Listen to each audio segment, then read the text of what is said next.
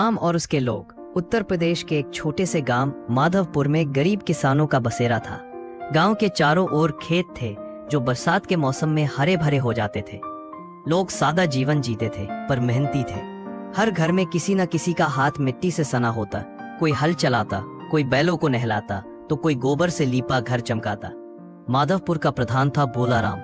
नाम भले ही भोला था पर आदमी बड़ा चालाक और स्वार्थी था। उसने अपनी कुर्सी बचाने के लिए कई गरीबों का हक छीन लिया था।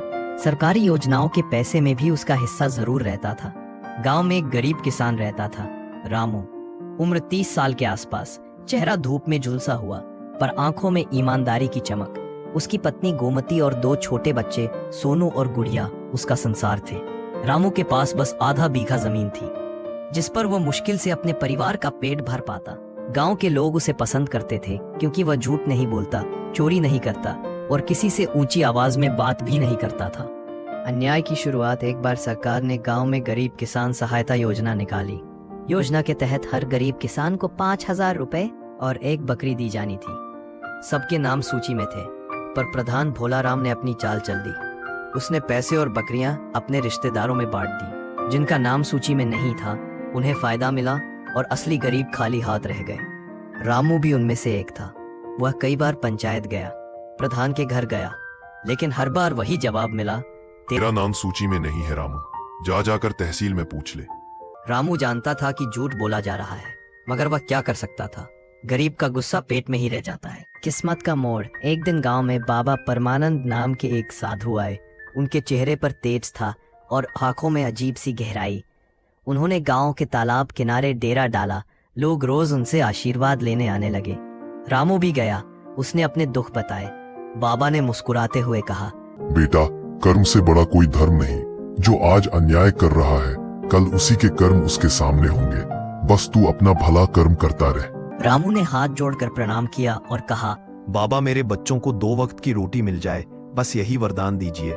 बाबा बोले, रोटी तो मिलेगी ही, पर जब समय आएगा तेरी ईमानदारी तुझे बहुत ऊपर ले जाएगी। रामू को समझ नहीं आया लेकिन उसके मन में एक शांति आ गई। मेहनत की मिसाल। अगले कुछ महीनों में रामू ने अपने खेत में दुगनी मेहनत की। बारिश कम हुई पर उसने हार नहीं मानी। बैलों को खुद संभाला, रात दिन खेत में लगा रहा। धीरे धीरे फसल तैयार हुई।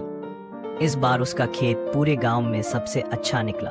लोग हैरान थे, यहाँ तक कि भोलाराम भी सोच में पड़ गया। ये रामू तो हर साल गरीब ही था, इस बार कैसे सफल हो गया। रामू ने सबको अपनी मेहनत से जवाब दिया पर प्रधान को ये बात खटक गई। लालच और साजिश। भोलाराम ने मन ही मन ठान लिया कि वह रामू को नीचा दिखाएगा। उसने फसल बेचने वालों से कहा कि अगर किसी ने रामू की फसल खरीदी तो उसे जुर्माना देना पड़ेगा। रामू को मजबूरी में अपनी फसल आधे दाम पर बेचनी पड़ी। घर में फिर तंगी आ गई। बच्चे दूध को तरस गए और गोमती के चेहरे से मुस्कान गायब हो गई। फिर भी रामू ने शिकायत नहीं की। उसने बस इतना कहा, जिस दिन भगवान न्याय करेगा सब ठीक होगा। न्याय की राह। कुछ महीने बाद तहसील से एक अधिकारी गांव आया। उसे गांव की शिकायतें सुननी थी। रामू ने हिम्मत करके अपनी बात रखी। साहब, हमने भी योजना के लिए आवेदन दिया था पर हमें कुछ नहीं मिला।